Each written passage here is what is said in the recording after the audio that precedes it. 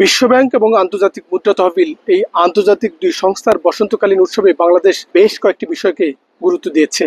বাংলাদেশ যেমন এই দুটি সংস্থা থেকে তহবিল বা ঋণ সহায়তা চায়, একই সঙ্গে বাংলাদেশ তার চলমান সংস্কার কার্যক্রমে কারিগরি সহায়তা চায়। গভর্নর যেটি বারবার বলবার চেষ্টা করছেন, বাংলাদেশের বাজেটে যেহেতু এক ধরনের টানাটানি চলে অর্থের, সেই বাজেট সহায়তা তিনি জোরালো করবার চেষ্টা করছেন। বাংলাদেশ আশা করছে এই সম্মেলন থেকে বিশ্বব্যাংক এবং IMF থেকে সব মিলিয়ে প্রায় $2.5-3 বিলিয়ন বাজেট সহায়তা পাবে এবং সেটি হয়তোবা বাংলাদেশ আশা করে আগামী জুনের মধ্যেই সেটি পাওয়া যেতে পারে, IMF এবং বিশ্বব্যাংকের শর্তগুলো যদি পূরণ করা যায়।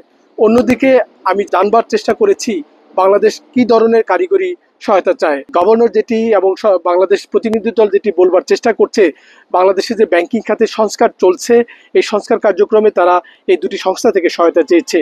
বিশেষ করে স্মুথ করা যায়, সহজ করা যায় এবং বাস্তবসম্মত প্রক্রিয়া করা যায়, সেই ব্যাপারে কিন্তু এই সংস্থাগুলো থেকে বাংলাদেশ সহযোগিতা আশা করছে এবং এই দুটি সংস্থা কিন্তু তেমনই ভাবে সহযোগিতার আশ্বাস দিয়েছে। বিশেষ করে দুর্বল ব্যাংকগুলো, ইসলামী ব্যাংকগুলো কোন প্রক্রিয়ায় মার্জার করা যায় এবং যাতে আমানতকারীদের কোনো স্বার্থ যাতে কোনোভাবেই নষ্ট না হয়, সেটি কিন্তু কেন্দ্রীয় ব্যাংক গুরুত্ব দিয়ে কারিগরি সহায়তা চেয়েছে। অন্যদিকে কিন্তু বাংলাদেশ ব্যাংক আশা করছে যে বাংলাদেশ এখন যে সংস্কার কার্যক্রমের আওতায় এবং সুশাসনের আওতায়, বিশেষ করে দেশ থেকে যে পরিমাণ অর্থ পাচার হয়ে গেছে, সেই অর্থ ফেরত আনবার যে উদ্যোগ হাতে নিয়েছে, তাতে কিভাবে এই সংস্থাগুলোর সঙ্গে একসঙ্গে কাজ করা যায়। শুধু এই সংস্থাগুলো নেই, সংস্থাগুলোর বাইরে দ্বিপাক্ষিক সম্পর্ক কিভাবে জোরালো করা যায় এবং দ্বিপাক্ষিক সম্পর্ক জোরালো করে বাংলাদেশ থেকে পাচারের অর্থ ফেরত আনবার প্রক্রিয়াটি তারা কিন্তু জোরালো করতে চায়। বাংলাদেশ আশা করছে এবারের এই বসন্তকালীন সম্মেলনটি বাংলাদেশের জন্য যেমন গুরুত্বপূর্ণ, একই সঙ্গে বিশ্ব অর্থনীতির জন্য গুরুত্বপূর্ণ। বিশেষ করে এই সম্মেলনে কিন্তু সবচেয়ে বেশি গুরুত্ব পেয়েছে মার্কিন প্রশাসনের ডোনাল্ড ট্রাম্পের যে রেসিপ্রোকাল ট্যারিফ, যেটি পাল্টা শুল্ক হিসেবে পরিচিত, সেটি অর্থনীতিতে কি ধরনের প্রভাব ফেলবে সেটিও কিন্তু খুব গুরুত্ব দিয়ে আলোচনা হয়েছে। বাংলাদেশের তরফ থেকেও কিন্তু এটি নিয়ে আলোচনা হচ্ছে এবং মূল বৈঠকের বাইরে কিন্তু বাংলাদেশ এই মার্কিন যে পাল্টা শুল্ক, সেটি থেকে বাংলাদেশ কিভাবে বেরিয়ে যেতে পারে এবং এটি কিভাবে সহনীয় করা যেতে পারে, সেটি নিয়ে কিন্তু বাংলাদেশ গুরুত্ব দিয়ে কিন্তু আলোচনা করবার চেষ্টা করছে।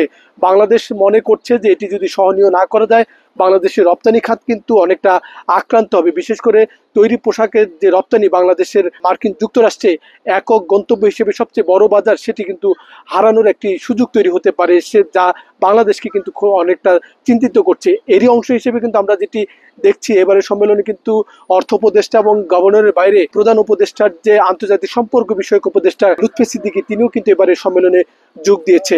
সব মিলে বাংলাদেশের প্রতিনিধিরা কিন্তু বলছে সম্মেলনটি অনেকটাই তারা যা অর্জন করবে সেটি বাংলাদেশের জন্য বড় অর্জন হিসেবে কিন্তু তারা দেখছে। এই ছিল আমার কাছে মার্কিন যুক্তরাষ্ট্রের ওয়াশিংটন DC থেকে সাইদ আরমান, নাগরিক।